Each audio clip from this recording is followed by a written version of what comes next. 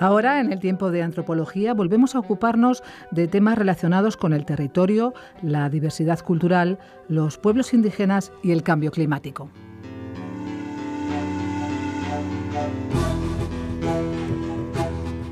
La ordenación territorial tiene como principal objetivo la generación de las condiciones para que una comunidad pueda ejercer un adecuado uso y ocupación del suelo. Pero con frecuencia las decisiones públicas se toman sin tener en cuenta la diversidad cultural. La profesora de Antropología Social y Cultural de la UNED, María García Alonso, ha invitado a una experta en ordenamiento territorial desde la diversidad cultural y el cambio climático, que está realizando un proyecto de investigación muy interesante con un equipo multidisciplinar. Vamos a conocerlo.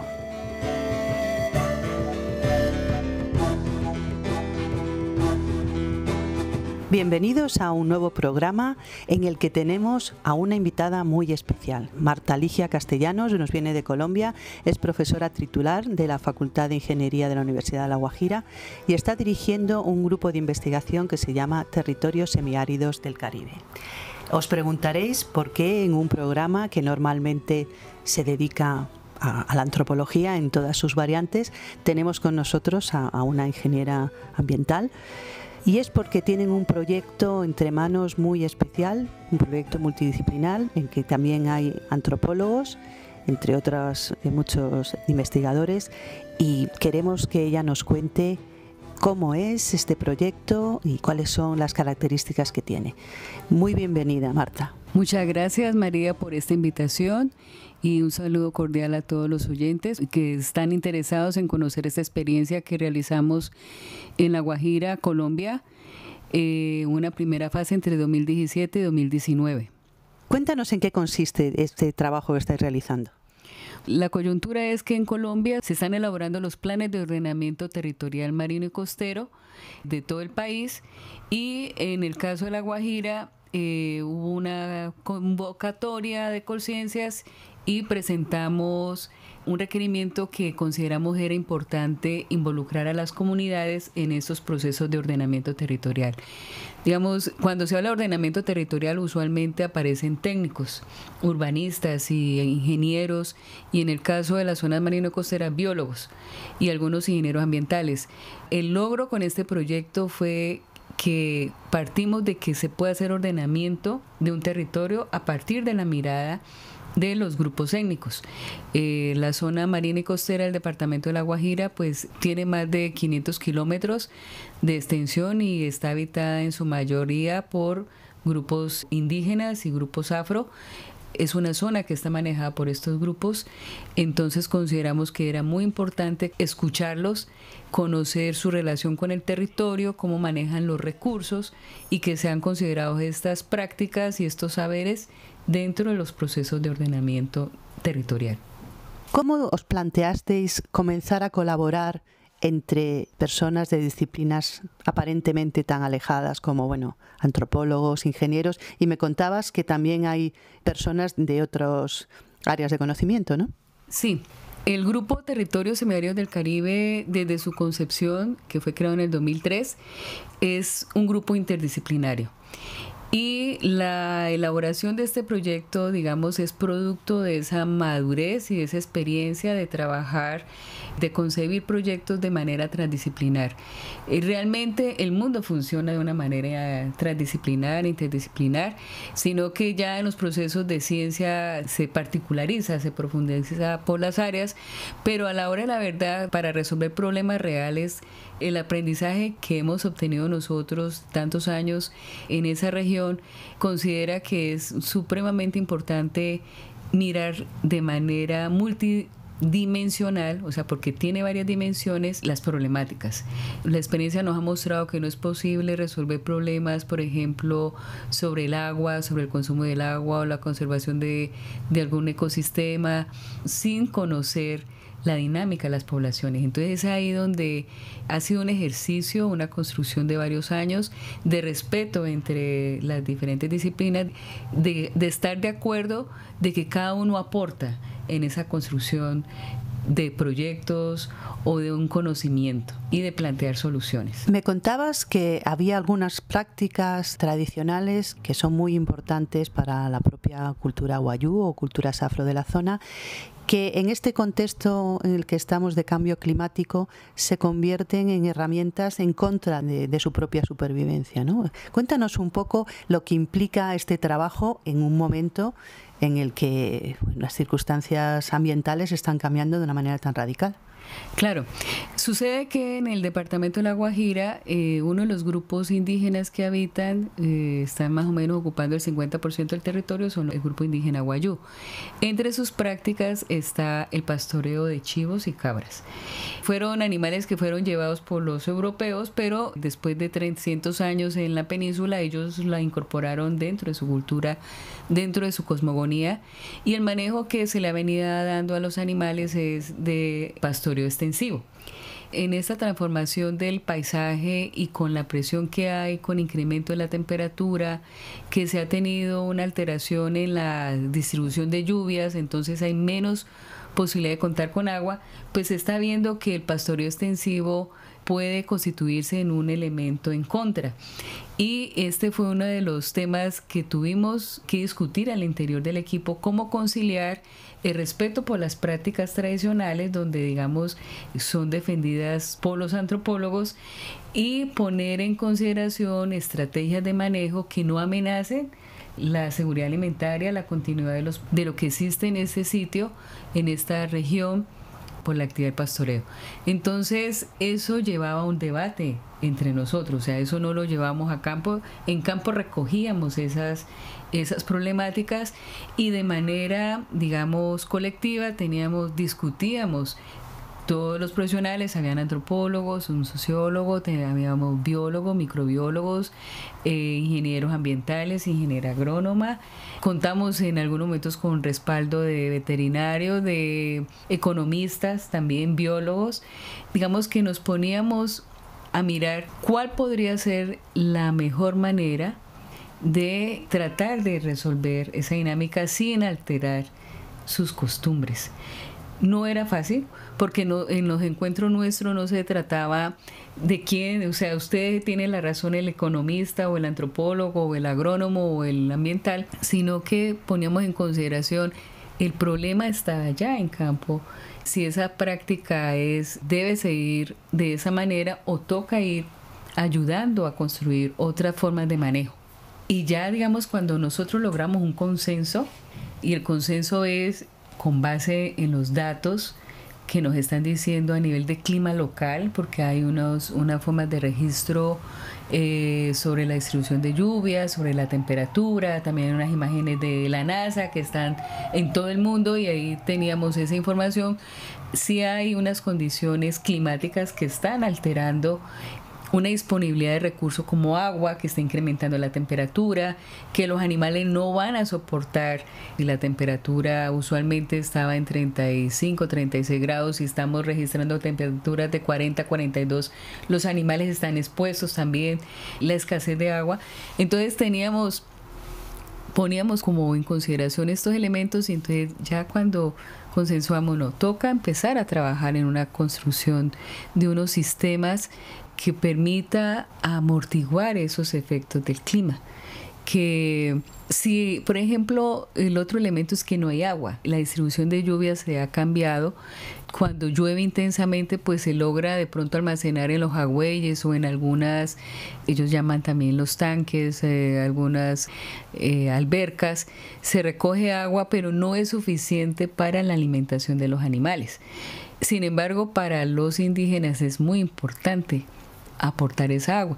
Entonces se procura que ellos vayan considerando cuánta agua es importante para el consumo de las personas, cuánta agua para los animales, cómo almacenarla. O sea, empezamos a trabajar con ellos propuestas que ya luego su implementación a una escala mayor pues implica la continuidad del proyecto, que es lo que estamos en este momento, pero digamos ya se fueron como planteando algunas alternativas de manejo para poder soportar esas condiciones ambientales tan intensas.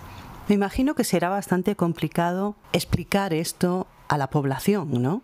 Porque, claro, si un grupo lleva haciendo lo mismo durante generaciones, venir a contarle que tiene que cambiar las prácticas debe ser una de las partes de vuestro trabajo más delicadas, ¿no? Así es. De hecho, los que somos muy técnicos, procuramos no hablar. O sea, nosotros explicamos a los antropólogos, a los trabajadores sociales, mire, el problema es esto. Entonces, contamos, digamos, si tenemos videos, si tenemos tenemos registros de lo que ha ocurrido en esa región cuando llueve mucho. O sea, tenemos imágenes, videos y fotos cuando ocurren inundaciones. Y también tenemos imágenes y videos de cuando ocurre la sequía y los animales. Entonces, ponerlos a ellos, mire, estas son las situaciones extremas que están ocurriendo, ¿sí? Entonces, ¿qué planteamos cuando tenemos inundación y qué hacer cuando hay sequía? Entonces, la comunicación, que es uno de los temas de pronto que vemos que de la ciencia se ha fallado porque no se comunica a través de artículos científicos, pero no se comunica muy bien al público común y corriente. Pues bueno, allí la herramienta que nos quedaba es con nuestros registros ponerles esa realidad. O sea, entonces esas imágenes de esa región, porque claro, identifican, esa es la zona de un sector de Uribe, es de Puché o algo, o sea, ellos identifican los sitios. Entonces sí toca empezar a pensar qué hacer, porque tuvimos una sequía a raíz de que estaba ligado con el fenómeno de la Niña. El fenómeno de la Niña es el fenómeno ENSO, que se concibe como variabilidad climática, pero dentro de los fenómenos de variabilidad, los extremos, el incremento de mayor temperatura y mayor extensión de la sequía se liga como una consecuencia del cambio climático. Entonces, cuando se ve esto, no tenemos que hacer algo. No es una cosa, o sea, eso no se hizo para toda la población porque no teníamos el dinero para llegar a toda la población, pero a los sitios que llegamos, que fueron 17 puntos, que más o menos involucraban 5 comunidades y cada comunidad más o menos había entre 60 y 80 personas, o sea, era una población interesante en un proyecto de investigación y extensión de universidad. Empezamos a ver que concientizar a través de esas imágenes podía ayudar a hacer concientización sobre lo que está ocurriendo. Pero ya digamos pensar en la adopción total, porque se seguía ahí como la pregunta, entonces llega un momento en que salimos de los animales, o sea, porque si no hay agua ni para nosotros, ¿cómo hacemos con los animales? ¿Sí? Entonces esos son temas que todavía tenemos que ver cómo lo resolvemos, pero sí hay una preocupación de cómo garantizar la sobrevivencia no solamente de la población humana, sino de los animales que para ellos son importantes dentro de sus, digamos, actividades culturales.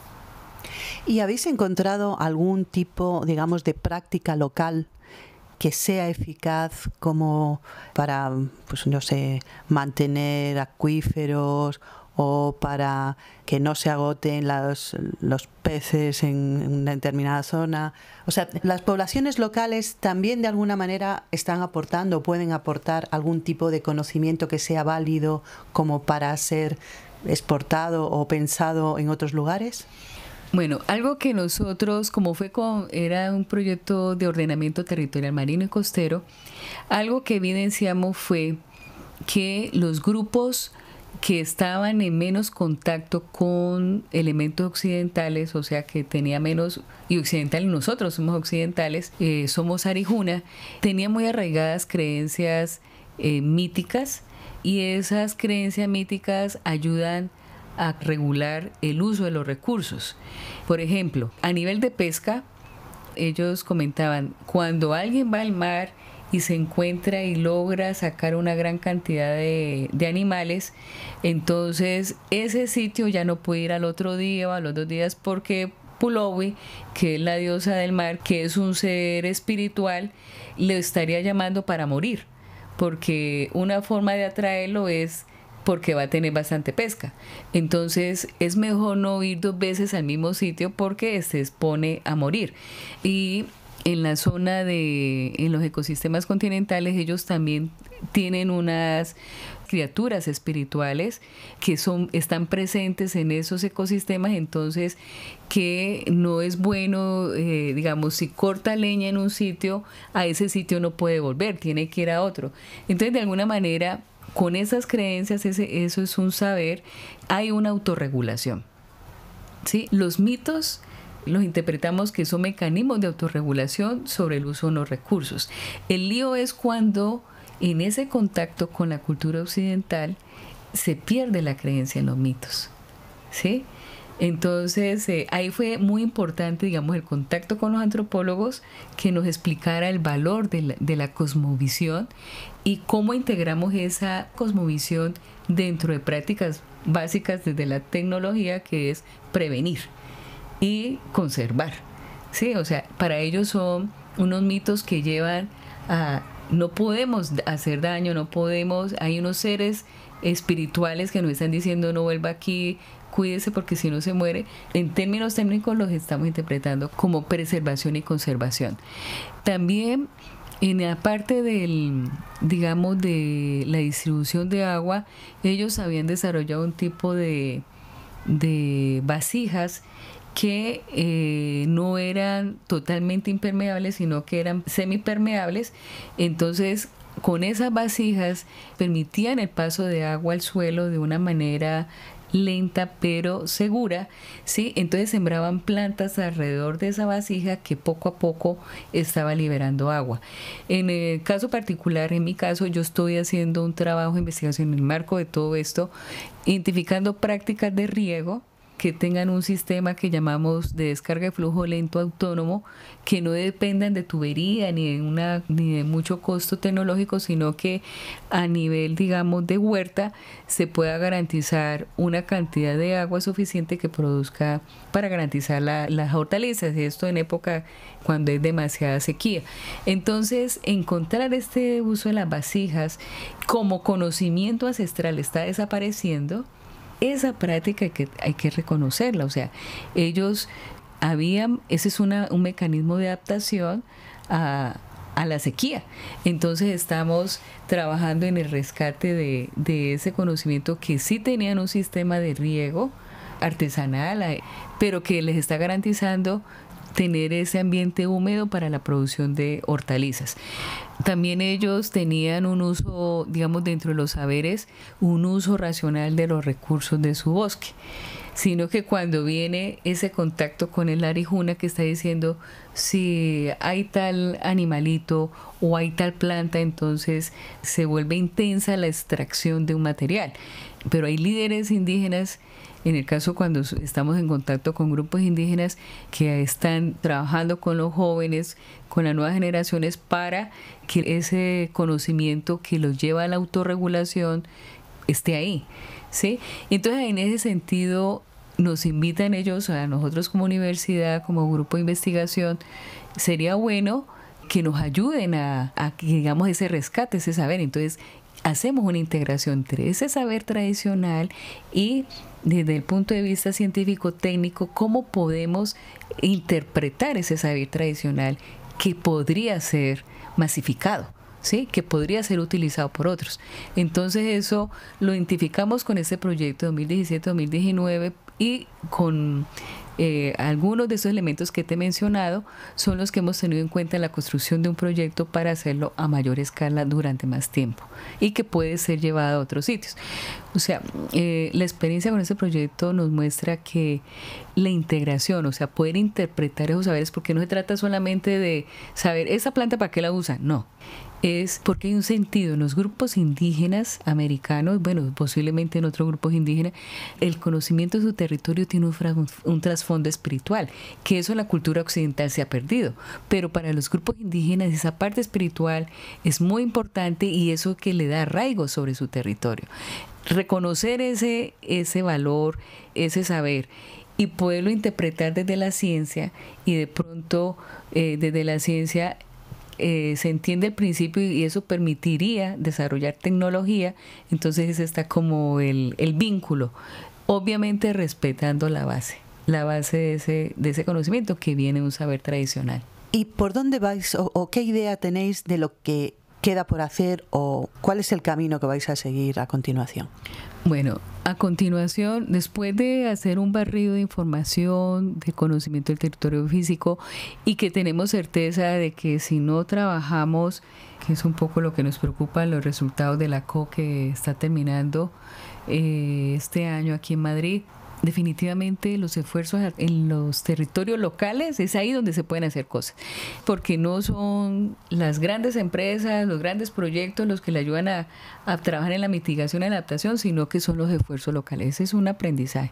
Nosotros a partir de este proyecto construimos otro como una continuidad, un proyecto que está buscando más que hacer investigaciones, un trabajo de implementación, de validación y de poderlo llevar a más sitios.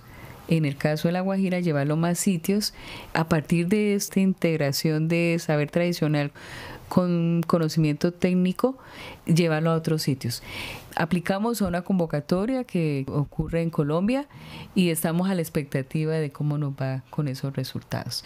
Y si no salimos en eso, lo volvemos a presentar en otra convocatoria.